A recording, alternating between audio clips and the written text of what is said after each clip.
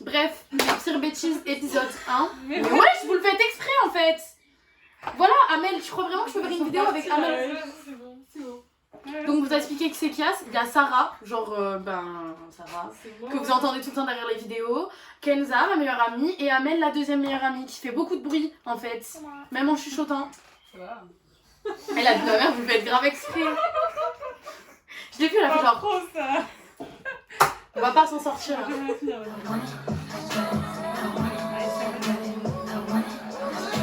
Bon, du coup... Moi, elle fait un 5. Au pire, tu veux quelque chose de plus simple, hein, ça. Je sais pas laquelle tu parles. Au pire, fais autre chose. En mode, on vous entend pas, là. Elle a cru qu'en chuchotant, ça allait passer en mode... En fait, j'arrive pas à être concentrée, vous savez, parce qu'il y a des gens à côté qui essayent de se maquiller et qui font des signes comme ça en mode pour pas faire de bruit, ça fait en fait, je les vois. Du coup, aujourd'hui, on se retrouve pour une vidéo story time. On va parler de mes pires conneries. Il y en a beaucoup, donc j'ai commencé par un top 8, je pense que c'est déjà beaucoup. Le premier, c'est l'histoire des gars. En fait, elles sont grave de ma gueule, elles. La vie de ma mère, les gars, je viens de vous dire qu'il fallait qu'elle la ferme. Elle est en mode oui, maquillage, là. Alors, je vais te faire ça sur les yeux. Non, j'ai dit. Allez dans la chambre. À la maternelle, venez nombreux. Qui fait une blague de cul. Ah ouais, j'avoue. Prout. Franchement, vous savez que ça avait été mis dans la vidéo YouTube, donc arrêtez de... Comment ça va? Je fais le métier. Je vais me Je suis suicider. la police ou quoi? Là, elle est députée. Je vais me suicider, arrêtez. 17. Tais-toi, Amel. Donc du coup, en gros, l'histoire c'est que à cette époque-là, du coup, j'avais rencontré Kenza. On était devenus grave potes et tout. Enfin, on était en maternelle, donc normal et tout. Et la meuf, un jour, elle a débarqué avec des granules, c'est-à-dire des médicaments. Et elle était en mode ouais, c'est trop bon, venez, on en mange. Du coup, on s'est mis dans un coin, on a mangé les médicaments. Et après, on s'est fait choper, c'est ça? Sur le coup, on s'est fait choper avec des médicaments. Attends, t'es pas discrète. Hein. Ben... C'est quoi? Mais à la vue de tout le monde. Donc pour vous dire que le soir, moi c'était la hagra générale. Ils ont su que j'avais bouffé des médicaments. Il y a le... Ah, le directeur, il était venu chez toi ou pas? Non. Moi je m'étais fait hagar par le directeur, il avait appelé mes parents et tout. Ouais, alors que c'est moi le problème. Ouais, alors qu'en fait, genre moi je me suis fait engueuler parce que j'avais mangé des médicaments. Mais faut savoir que c'est Kenza qui m'a embarqué dedans. Donc c'est Kenza en fait qui aurait dû se faire engueuler. Bref, du coup c'était une de mes pires conneries, prendre des médicaments en maternelle parce que je pensais que c'était des bonbons. Et moi je suis tellement naïve que quand les gens ils me disent des choses, j'y crois en fait. On m'a dit que c'était des bonbons, du coup j'ai cru. Du coup, la deuxième c'est le jour où j'ai failli mettre le feu dans mon lycée. On va y aller plus simple, j'avais froid ce jour, c'est trop chaud. J'avais froid, du coup j'ai voulu faire un feu. Et je...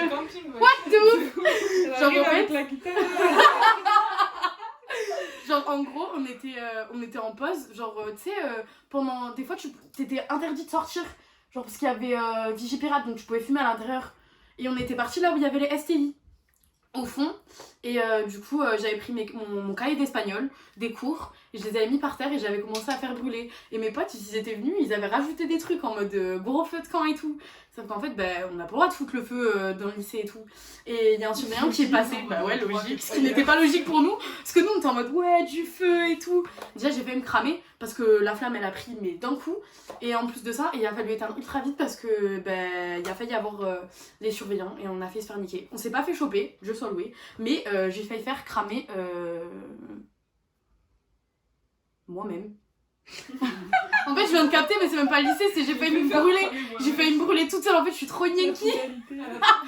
Au moins j'ai pas... Ouais en fait je voulais pas avoir froid mais du coup j'aurais pas eu froid du tout vu que je serais morte. Mais tranquille. Ensuite, j'ai honte de la raconter cette histoire. C'est ce genre d'histoire que franchement c'est des bêtises qu'on a fait quand on était plus jeune et qu'on regrette. Mais ça la fout parce qu'on les a fait et c'est trop tard. Et du coup c'était en 6ème.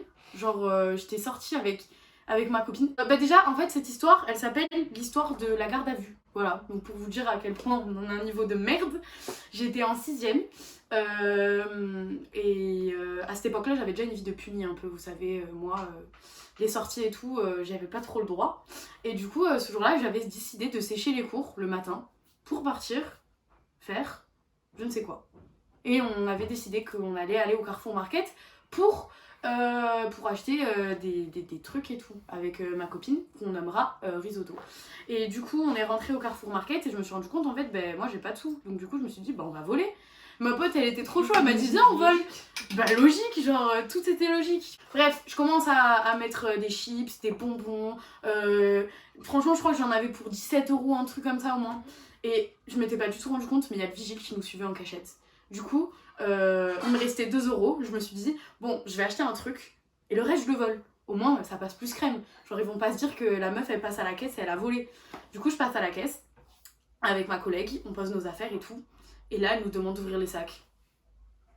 Elle nous a demandé d'ouvrir les sacs, j'ai cru que j'allais me décomposer. Vraiment, genre j'ai ouvert mon sac, j'étais en mode j'ai volé. Et genre j'ai ouvert, genre c'était rempli à rapport. Et il y avait tout le magasin qui me regarde.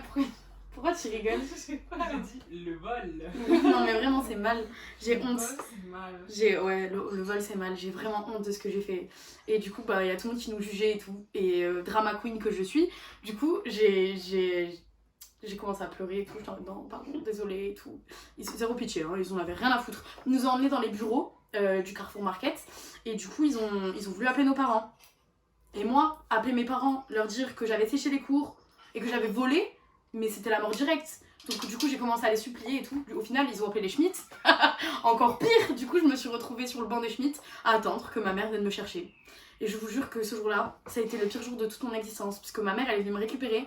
Dans la voiture il y avait un silence glacial. Vraiment j'ai cru qu'elle allait me tuer ce jour-là. Et je suis retournée au lycée et voilà. Au collège. Et voilà. Et je me suis fait défoncer. Bref, le vol c'est mal. Here in Blackrock and Salt Hill, both today and yesterday. J'aimerais qu'on parle de...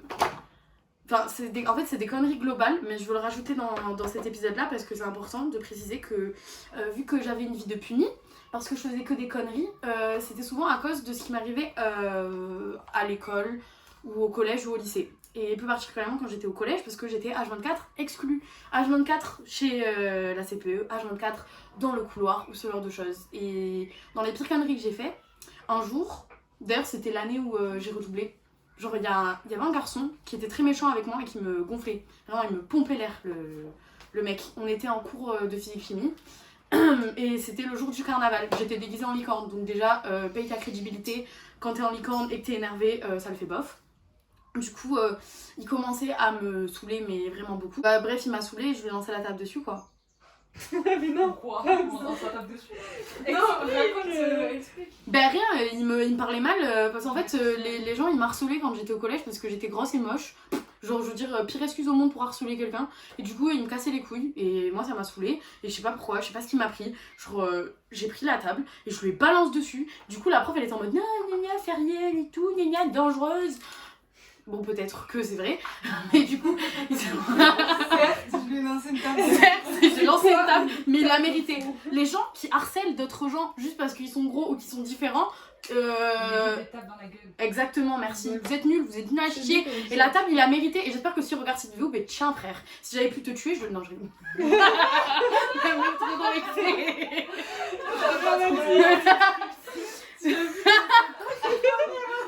Bref, je suis totalement normale, après ne vous inquiétez pas.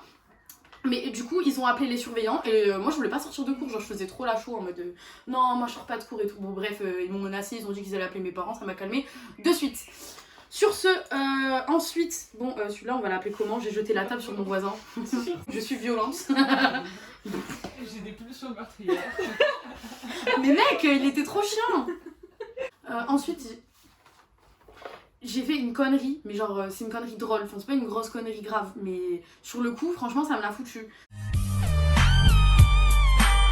Donc en gros, quand j'étais au collège, vite punie encore une fois, j'étais régime rouge. C'est-à-dire que je n'avais pas le droit de sortir après les cours. Si les profs étaient absents, je n'avais pas le droit de sortir. Et le matin, à 8h, je devais être là. Genre, même si je commençais à 10h, 11h, je devais être là à 8h. Et ma mère vérifiait bien en plus que je rentrais dans le lycée et tout. Qui se rappelle sa voiture jaune? Qui se rappelle la putain de voiture jaune où je devais... Oh putain, faut que je vous raconte un truc, aucun rapport, mais vraiment genre ça me tient à cœur. Genre avec ma meilleure amie, quand je sortais en cachette, vu que j'étais régime rouge, on avait des gros coups de pression parce que quand on traînait dans Colomns, il y avait la voiture de ma daronne jaune, tu vois. Et genre, il y a plein de fois on a dû courir en mode Bref, du coup, tout ça pour en revenir au fait que du coup, vu que j'étais régime rouge et que j'avais pas le droit de sortir ni quoi que ce soit, bien évidemment, j'allais pas respecter cette règle-là parce que ça me faisait grave chier de voir tout le monde sortir, tout le monde aller au Carrefour Market, au City, nani nana. Moi, j'avais trop envie de faire la même chose. Et à la période où tout le monde est parti au ski, sauf moi, bien évidemment, parce que je ne sais pas pourquoi, j'avais décidé de faire le mur. Donc du coup, j'escalade, enfin c'était pas un vrai mur, c'était un grillage. J'ai commandé à l'escalader et en me rabattant, enfin genre en sautant, quand j'ai rabattu ma jambe, j'ai entendu un gros crack et en fait mon jean il s'était coincé dans un pic du grillage. Et du coup quand j'ai sauté, ça, genre toute ma jambe, ça s'est déchiré. Donc en gros bah, j'avais le cul nu. Du coup, je me suis dit, bon, Feriel, t'as une option. Soit tu rentres chez toi et tu te fais niquer par ta mère parce qu'elle va te demander pourquoi est-ce que ton jean est tout déchiré. Ou soit tu restes le cul nu toute la journée, mais le collège va te demander pourquoi tu as le cul déchiré. Du coup, ben. C'est bizarre dit comme ça. J'ai pas ton vêtement déchiré, frère. Ouais, le vêtement. Donc en gros, j'avais mon jean et donc de là à tout en bas, genre cette partie-là, tout était ouvert. Tout était ouvert. Bah du coup c'était déchiré et je me suis dit bon bah dans les deux options tu te fais baiser. Si tu vas chez ta mère tu te fais baiser et si tu rentres au collège tu te fais baiser. Donc j'ai opté pour l'option je suis partie chez une pote elle était même pas debout. Genre j'ai sonné chez elle, j'ai pleuré, je lui ai dit frère mon jean il est troué, je suis dans la merde. Du coup j'en ai plus ce que je voulais dire. Bref j'ai craqué mon jean en fait. Genre juste une bouffonne, je sais même pas faire le mur correctement. Je sais pas comment vous ça se passe le déconfinement hein, mais moi ça commence à me fatiguer un peu. Mais tranquille après, il fait beau, du coup c'est cool. Bref, du coup, donc cette histoire, je devais avoir 15 ans. Et c'était à l'époque où j'avais envie d'être un peu comme tout le monde, de rentrer dans les codes et ce genre de choses. Et surtout j'avais envie de me faire apprécier par mes cousins et tout, pour qu'ils me trouvent cool, ce genre de choses. Ça s'est passé pour les 50 ans de mon tonton. Du coup on avait décidé de partir chez de la famille. Donc c'est assez loin, je vais pas dire où, hein, mais bref, voilà. Putain c'est tombé, ça me saoule. Du coup, il y avait toute la famille réunie, on était plus de 50 je crois. Il y avait grave du monde et tout. Et mes cousins, j'ai deux de mes cousins qui fument. Et du coup, moi je faisais trop la meuf en mode ouais, moi chez moi je fume, je fume des joints et tout. Alors que tant je fume que dalle, déjà j'avais du mal à fumer des clopes, je faisais la meuf, mais bref. Du coup, mes cousins, dans leur tête, ils se sont dit bon, elle fait la meuf en mode elle s'est fumée, ils ont fait un joint. Ils ont fait un joint, genre le joint était dosé et ils m'ont dit qu'il n'était pas dosé, hein, mais ils m'ont dit des années après qu'ils avaient dosé le joint exprès. Bref, du coup, on fait la soirée avec tout le monde, donc bon anniversaire, blabla. Mon oncle grave content, trop la fête. Et on décide de partir entre jeunes en bas, genre on laisse les vieux en train de s'amuser. Et nous on descend, donc on devait être 7, un truc comme ça. Et du coup, mes cousins m'apprennent à fumer. Donc ils me font, quand tu tires une barre, tu fais... Y'a maman. Donc du coup je fais ça, je fume et après je me rends compte que je commence à être pas bien. Genre je me dis à mes parents en haut, ma mère elle est capable de me griller à des kilomètres. Du coup mes cousins, avant de remonter, ils disent à tout le monde, bon les gars, tout le monde se met autour de Feriel et Feriel tu la fermes. Parce que déjà de base, quand je fume pas je suis chelou, mais en ayant fumé c'est encore pire. Du coup on monte tous, donc tout le monde se met autour de moi pour que personne ne me capte. Et je vais dans la cuisine et je m'assois sur une chaise, j'étais pas bien. Et là, il y a mon père qui arrive et genre, il me demande sa veste, qui était derrière moi. Genre, j'étais assise sur sa veste. Hein. Et moi, je le regarde, je lui fais ouais, ça va. Comme ça. Il me fait ma veste. Du coup, je me lève. Et genre, la veste était juste là. Et je pars comme ça. Je m'arrête. Et j'étais perdue. Et je voyais que tous mes cousins, ils étaient tous installés dans la pièce. Et il n'y en avait aucun qui voulait me regarder. Mon cousin, il avait les yeux baissés, il avait envie de rigoler. Et genre, vraiment, personne ne voulait me regarder. Du coup, au final, il y avait une fille qui était avec nous. C'était ma pseudo-cousine qui est venue m'aider, qui a eu pitié de moi et qui a donné la veste à mon père. Et du coup, après, il y a ma mère qui est arrivée. Et là, je me suis dit, franchement, devant ma mère, impossible, je fais semblant de pas être défoncée. Enfin, genre, j'allais pas bien du tout. Elle m'a demandé un café. Je pense que ça a été la pire chose au monde hein, de faire ce café. Genre, ça a été grave compliqué. Bref, je lui donne son café. Je continue à être défoncée et tout. Et là, il y a de la famille en plus qui arrive. Genre, c'était surprise, Galec, ouais, on est là et tout. Et il m'a adressé la parole, j'étais en mode, comme ça. Bref, j'étais pas bien. Dieu soit loué, mes cousins, ils m'ont sauvé la vie parce qu'ils sont revenus, eux ils sont repartis fumer un joint en fait. Et ils sont revenus avec des lunettes de soleil à 2h du matin. Donc bien évidemment, tout le monde les a grillés. Donc personne ne s'est occupé de moi.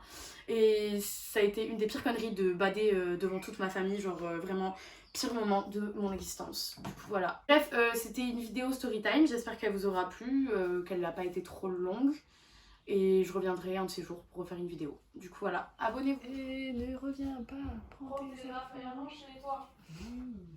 C'est à vous de chanter. I like it, I want it, I got it.